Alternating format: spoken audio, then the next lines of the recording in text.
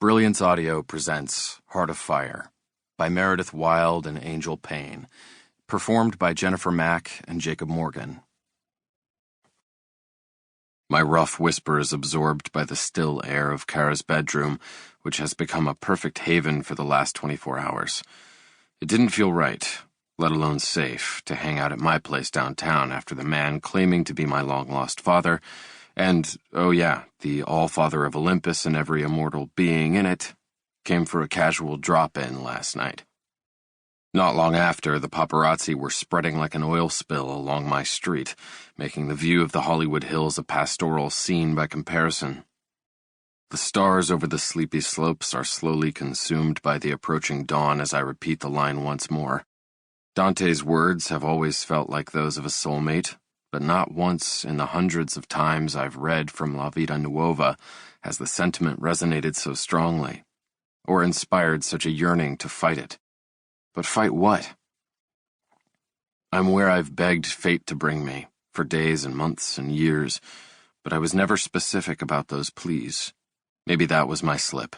I never said the truth had to be sane, or logical, or believable. Because it's absolutely none of those. I blink hard, expecting to wake up and laugh off this bizarre fever dream. When I do, it'll still be yesterday morning at my place, when my naked body was warmly wrapped around the woman who's taken over so much of my heart, mind, and soul. No stranger will knock at my apartment door, saunter in, and make a claim so wacky I should be wondering what flophouse he's wandered in from and how much crap he's pumped into his bloodstream before doing so. Because that's the logical thing to think when a guy tells you he's the king of the gods. Worse, that you and he have 27 years of Father's Days to catch up on.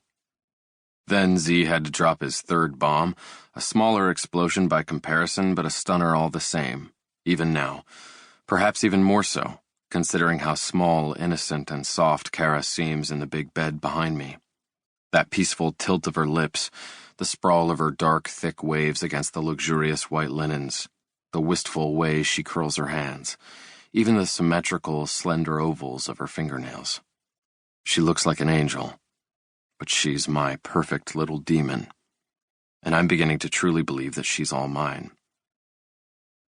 I turn back to the window, my mind wrestling with the possibility. It's bad enough that the claim is so dominant in my senses and my blood, the blood that shouldn't want her. Thanks to my DNA, I crave nothing but her. And there's fate, toying with me again.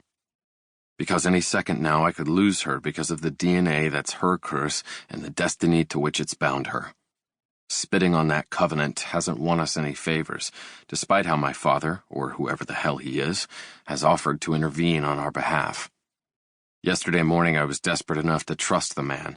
I didn't have any other choice. I still don't. Unless I do. Unless all of this really isn't happening. Unless Z really is just a tweaker in a Skid Row trash bin right now, instead of negotiating with Hades like he promised. But do I really want to test that theory? Maximus Kane, please tell me you aren't awake before the birds. There's the answer to my query, right here on the air, in all the sweet edges of Kara's sleepy rasp, in the sight of her, filling my hungry gaze, silky and curvy beneath the sheet as she stretches. Most of all, in every exquisite angle of her inquisitive stare, conveying that she's missed nothing about my brooding silence. Beneath the track pants I slid into a few hours ago, things start to stir. Needless to say, I don't feel like brooding anymore. Not by a long shot, now that she's awake and focusing on me again. That expression makes yesterday's rushed escape all worth it. True, as safe houses go, I could ask for a lot worse, considering the sprawling patio, good-sized library, every conceivable modern amenity, and this killer view.